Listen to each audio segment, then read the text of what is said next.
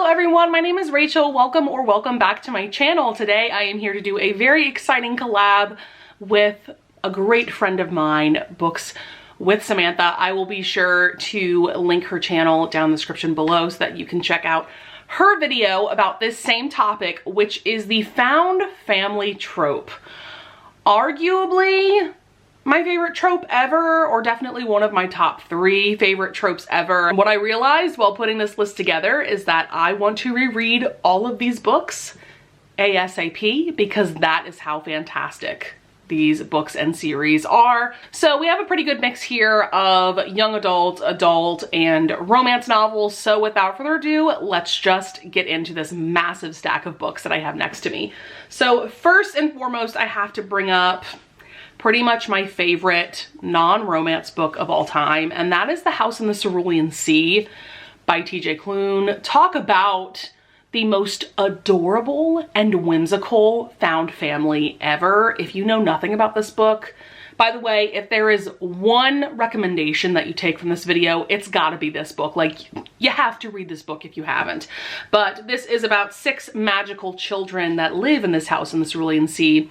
And there is also an MM romance between Linus Baker, our main character, who works for the department in charge of magical youth. He is a caseworker, and so he shows up to this house to make sure that the children are well taken care of.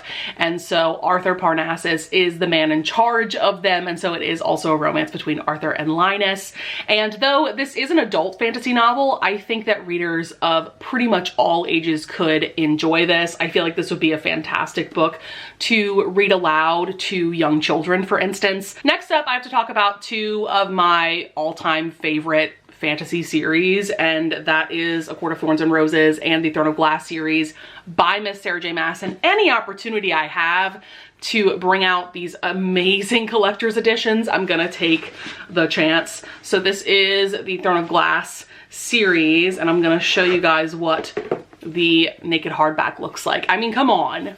Stunning. I will always have an incredibly strong emotional connection to this group of characters that we have going on. This is kind of a classic fantasy story in that we have all these different characters from like all walks of life, and they eventually all come together to fight the good fight against the villain of the story. And I'm just obsessed with the characters individually, but their relationships with each other are amazing and hilarious and heartwarming and heartbreaking as well. And then of course we have to talk about the inner circle, or the Court of Dreams in A Court of Thorns and Roses series. So I'll also show you guys this naked hardback. I mean, are you joking? Stunning. Absolutely stunning. And I've been rereading these books because of SJM Along, which was organized by Jen from the Book Refuge. And I'm really glad that I've been rereading this series in particular, because the first time that I read these books, I really enjoyed them. I gave most of them 5 stars, of course, but really upon reread is when I became just incredibly attached to this cast of characters and the Court of Dreams, like I said, in particular. So mainly I think because of the characters and the found family aspects in both of these series, that's really why these are always going to be all-time favorites for me. Let's keep the YA train going with 6 of Crows by Leigh Bardugo. This is arguably like the most classic example of a found family in the YA genre. If you somehow don't know this series, this is a part of the basis for the Shadow and Bone show on Netflix, because that show is based off of both this duology as well as the Grisha trilogy. But this is about 6 dangerous outcasts and 1 impossible heist. And this to me is still Leigh Bardugo's best work that I've read from her. The characters all have a very unique vibe to them. Once again, the relationships that they form with each other and as a group as a whole are just exquisite and amazing to read about. I don't think I've ever read a series quite like this before, and I don't think I'll read anything like this ever again. It just has a truly unique vibe to it. And you know what? I really want to reread this duology now that I am talking about it.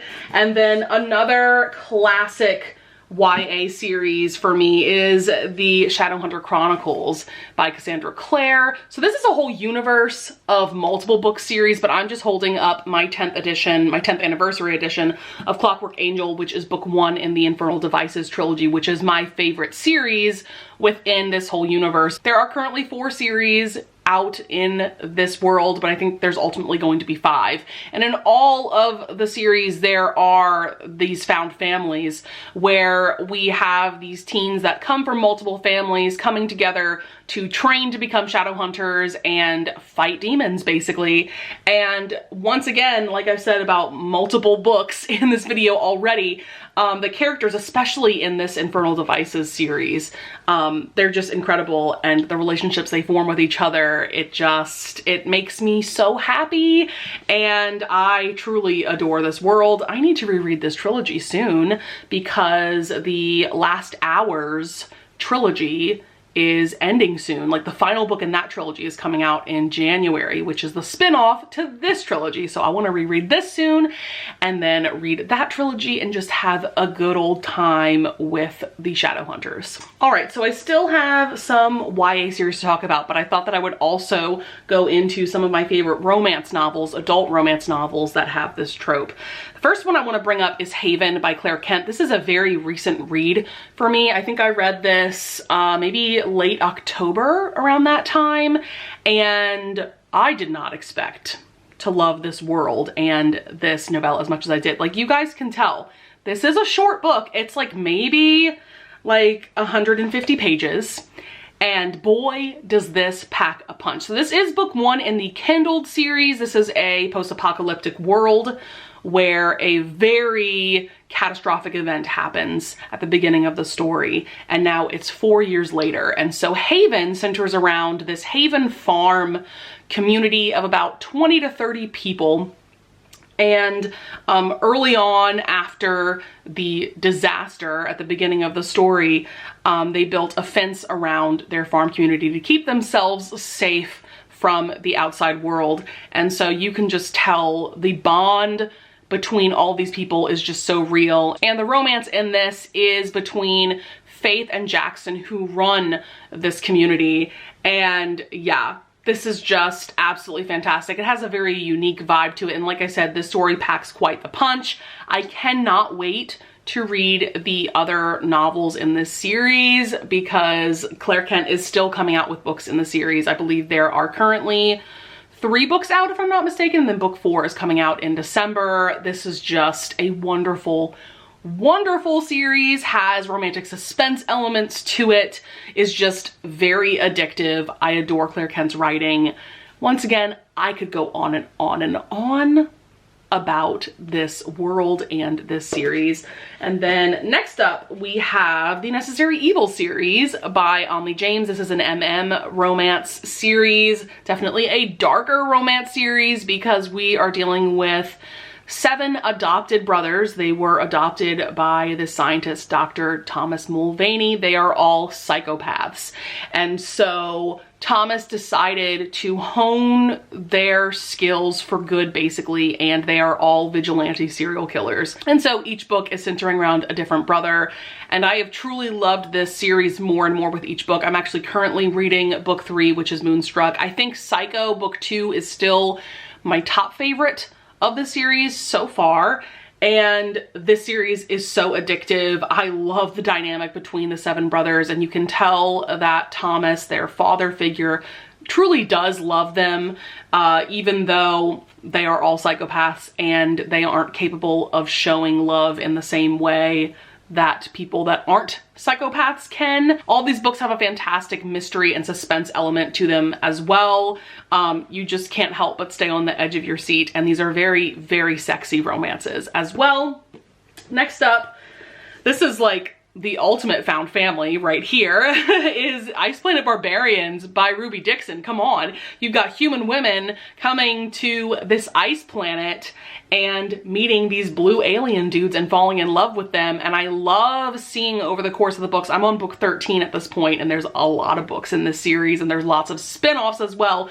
But I love seeing over the course of this series, this tribe being made where we have these blue aliens and we've got these human women coming together, and it's just really beautiful and heartwarming. Yes, these are kind of weird romances, but like, you should know what you're getting into when picking up alien romances. You know what I mean? So then next up, I have arguably my favorite family in a historical romance series, and that is The Hathaways by Lisa Kleypas. This is a series of 5 books, and each book centers around a different Hathaway series. So this is like half found family, half not, because we do have blood siblings, but we also have a couple of Romani men that come into the picture. One of them came into their lives when they were all teenagers, and then the other ends up being a spouse of Amelia in book 1. This is just a comfort series to me. There is something about this series that is just so cozy and so heartwarming. I love the relationships between the Hathaway siblings themselves, as well as the different love interests that come into play throughout the series. This is truly top notch. Definitely my top recommendation, by the way, if you are looking for a series to read that kind of has Bridgerton vibes, though I personally think that this series is better than the Bridgerton series. But yeah, these are all fantastic books, and let's look at the pretty step back together of this one. This is a series that I know I'm gonna want to reread over and over again throughout my life, because that is how attached I am to these characters at this point. So then I do have another historical romance series that I have to bring up when talking about found family, and that is the Wildwood Winchester series by Erica Ridley. I have read 2 books in this series. This is book 2, Perks of Loving a Wallflower, which is an incredible and beautiful sapphic romance. And then I have read book 3. I do want to go back and read book 1, The Duke Heist, even though I haven't heard the most amazing things about that book. But I just love the Winchester family so much that I just need more content about them. But this is about 6 adopted siblings. We have the Baron Vanderbeen, who adopted all of these children, and he has now passed away, I think a few years before the main story starts. What's so cool about these siblings is not only the bond that they have with each other, but they all have these really cool and amazing specialties. Like Tommy, one of the main characters in this book, she is just a master of disguise. She can literally look like anyone, doesn't matter what gender, doesn't matter what age. She is just so incredibly talented with that. Another one of the siblings is Graham, who's like an acrobat, and he's incredible at getting information and things like that. And so it's just so much fun to see these siblings get up to their shenanigans. And one of the things that I'm really looking forward to moving on with the series, because I know book 4 is probably coming out at some point next year, is learning more and more about the siblings that haven't been heavily featured yet. So yeah, if you want a family that's wholesome, hilarious, entertaining, and you can tell that they just love each other to pieces, like, this is the historical romance series for you. All right, I have to bring up one of my now all-time favorite manga series ever. Iconic. This is Spy Family by Tatsuya Endo. So this is like the ultimate fake family and found family, and it's also an epic spy adventure. Like, this story truly has something for everyone, and there's a reason why it's so popular. It's just that fantastic. By the way, if you're not interested in reading manga, there is an anime adaptation of this, and I highly recommend it. It's so well done. But this is about our 3 main characters. We have Twilight pictured here. He is a spy, and so for a mission, he needs to create a fake family, basically to look more legit to his target. And so he ends up having a marriage of convenience with this woman, Yor, who is actually an assassin. So we have a spy and an assassin. Then we have Anya, who ends up being their young daughter. Twilight just goes out and adopts her from a random orphanage, and she's a telepath. So we've got a spy, an assassin, and a telepath. That sounds like the beginning of a really bad joke. But To say hilarity ensues is quite the understatement. Like I said, this is an epic adventure, but it's also a very cozy found family. I love seeing the parts of this story where the three of them are just spending time together, and eventually in volume 4, they adopt a dog as well, and it just gets more and more adorable and hilarious as the series goes along. I've only read the first 6 volumes at this point. There are 8 volumes out in English, and like, I just can't get enough of this family. And yeah, like, please read this. Even if you don't think you like manga, like, this series might change your mind. I do want to mention Under the Whispering Door by TJ Klune. This is another book that definitely has a found family aspect to it. This is a very interesting plot. We have Wallace, our main character. This is definitely a Christmas Carol inspired kind of story. But he is just like a horrible man, and he unexpectedly passes away from a heart attack. And so the afterlife in this story is kind of insane. Basically, he has a Reaper come to him at his funeral, and the Reaper's job is to help him bridge the gap between the life and the afterlife. And so this Reaper brings him to this very mysterious and whimsical looking house that the bottom floor is a tea shop. And so we have this very interesting cast of characters that is a mix of humans and ghosts, and it's just a very interesting dynamic. Definitely has, I mean, a sort of similar vibe to House in the Cerulean Sea, but also it is its own very, very unique story. This will make you think a lot about life and death, but like in a good way. I felt like after I finished this book, I wasn't quite so terrified of death. And I personally think that TJ Klune did a fabulous job writing a story like this. It's not easy writing about topics like this and coming up with a unique world like this, and I just thought that it was so well done. And then I have a few series left that I read years ago, so like, let's be real, I don't remember like too much about these series, but I know that they have the found family trope. First of all, we have the Lunar Chronicles by Marissa Meyer. You could also say that all of Marissa Meyer's books have the found family trope to it, like her Renegade series definitely does as well. But I wanted to bring up the Lunar Chronicles because this is where it all started for Marissa Meyer. These are fairy tale retellings, so this is a series of 4 books. There's also a couple of novellas, and there's also a couple of spin-off graphic novels that I have not read yet. But these are really cool science fiction fairy tale retellings, and it's really cool to see over the course of the series as more and more characters get introduced and seeing all of them team up. And yeah, this is just such a cool and unique series to me. I definitely want to reread this soon. Like I said, it's been like probably 5 years or so since I've read this, and I just think that it's so well done, so good. And then next up, I have to bring up Vicious by V.E. Schwab. So there's a lot going on in this story, but we have 2 main characters, Victor and Eli. They started out as college roommates. This is science fiction, definitely has a dark academia vibe to it as well. They realize that the common thread between people that have like supernatural abilities is that they all seem to have had a near-death experience. And so huge content warning for suicide attempts, because the both of them end up attempting suicide at least a few times to try to trigger these supernatural abilities.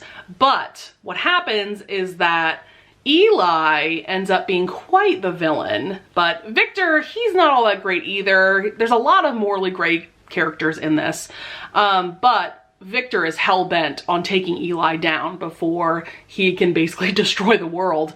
And so there is this adorable little family between Victor. There's this guy, Mitch, who's just like this huge muscular dude. There's this little girl, Sydney. She seems to be about like 10, 11 years old. And then they have a dog named Doll, I think. And it's just so adorable. This little wholesome family within this very dark story, and it's very well done. This is another series that I need to reread soon, and apparently there is going to be a 3rd book in this series, so hopefully that comes out within the next few years.